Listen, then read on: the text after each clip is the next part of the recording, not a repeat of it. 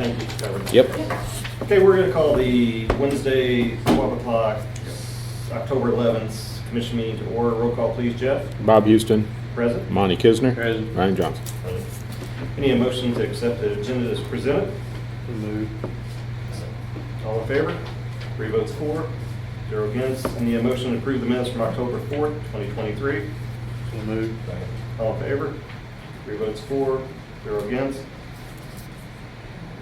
I need a motion to approve the work session minutes from September 28th, 2023. So moved. Second. All in favor? 3 votes for, 0 against. Resolution 2392, Cass County HR approving the 2024 holiday and pay schedules. Need a motion? So moved. Second. All in favor? 3 votes for, 0 against.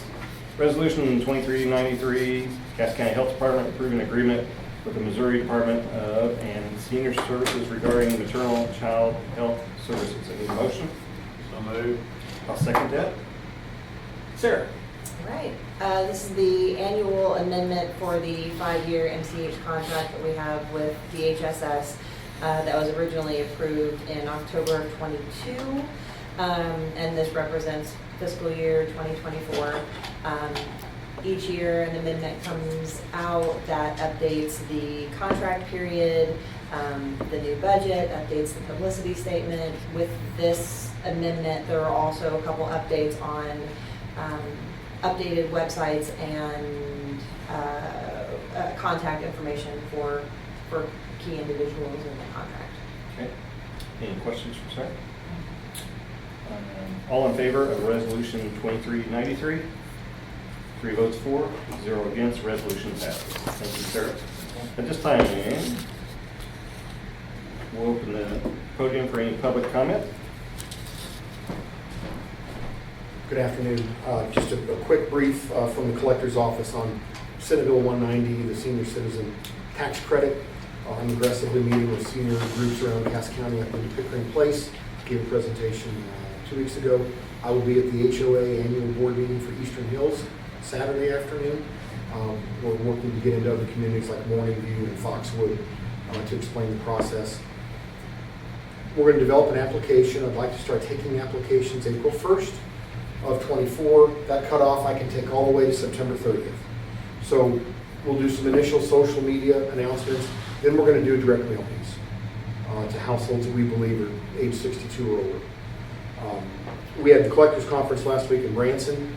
Our lobbyist, I think, is probably more optimistic that the legislature will update some of the holes in Senate Bill 190. I'm going to proceed forward as if they're not going to do a thing, that we're going to have retroactive tax credits. You're going to get them if you're 62, and I'm not going to fiddle around with somebody's Social Security account. If you can tell me you're 62, I don't care if it's disability, if it's survivorship, we're not going to split the hair on this. So a few other counties have passed ordinances, but they in effect are freezes. And so myself, other collectors, we read the language to be pretty explicit because the word minus is in the middle of the sentence defining the eligible taxpayer and the eligible taxpayer's credit. So we're going to proceed if that's the case. Brett Hodges is working diligently right now to create some alternative programming. We literally need to build a separate database for senior citizen real estate now. So it is a programming issue. I know in his monthly billing statement, I know he's already got about 12 or 14 hours, I think it was, of programming in for the month of September. So he's building out separate fields, an ability for us to go into the computer and identify separately senior real estate. So we are moving forward as you directed me to with your resolution, and my goal is to get an application approved, and we'll start taking applications April 1st. Unless there's something extraordinary or exceptional, we do want that senior to try to come into the office at least for the first time, like the monthly payment program. Fill out the application, and then each year we'll renew it, right? We'll send you a letter to renew it, just like we do the monthly payment program. We will figure out a way to retire those when that senior dies or they sell the home, the kids inherit the home. We'll figure out a way to remove that credit That will be part of the annual renewal process where we send a letter. Have any of the following things happened? Do you anticipate? Right, so eventually I'll have to assign somebody full-time just to manage the program. But right now, getting the word out, getting an application.